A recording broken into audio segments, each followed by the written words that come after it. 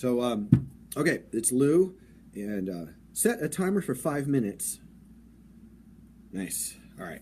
So, I'm trying to work my way through talking about with you how to center in a deck. I had to take a minute to talk about my concaves because my concaves are a hand-rendered mold with a vectored kick on both the tail and the nose.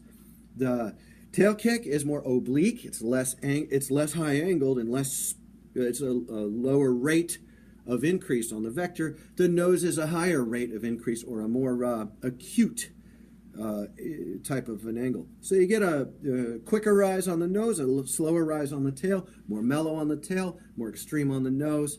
And I have other things to say about my concaves, but I'm not talking about the way I planned my concaves. I'm talking about the way they turned out.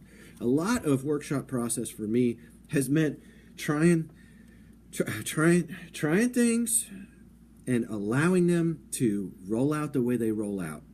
And then looking at the way they rolled out and trying more things.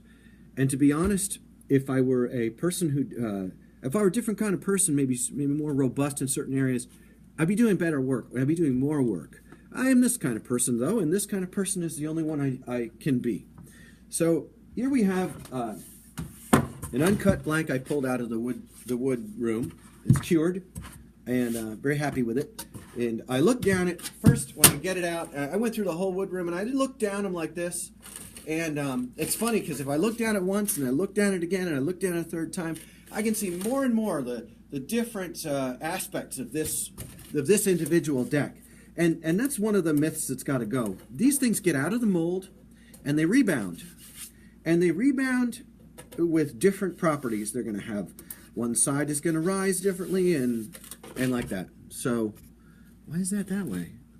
Anyway, so here we are. Pull it out, sight down it. This one's nice and level, which means I'm going to get a pretty level make out of it. I just yacked a whole bunch about the vectors of tails and noses. And then I take my template and I've drawn a center line onto a symmetrical make.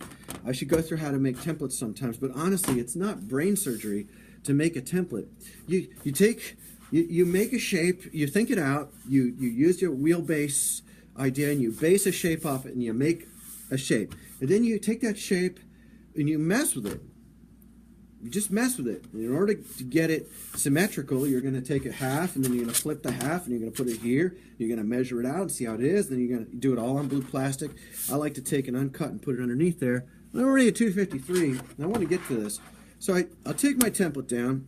I set it on there, and the first thing I'm going to look for is the tail. I make everything from the tail forward. So I want to put the holes of the truck in the correct place. A lot can be said about that. I'm going to put them in the correct place in regard to where the board begins to rise. Now, this is where I'm going to use a word that never got used in any article discussing truck placement and tail make, and the word is fulcrum and lever. The fulcrum of a lever is the point on the lever where you get that. See, this is your fulcrum. And the tail of a skateboard is a fulcrum.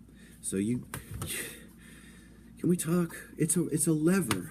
That's what you're dealing with. So if you want the fulcrum of your lever to be so that you can lift the rest of the board. See how there's more board in front and you have to lift it.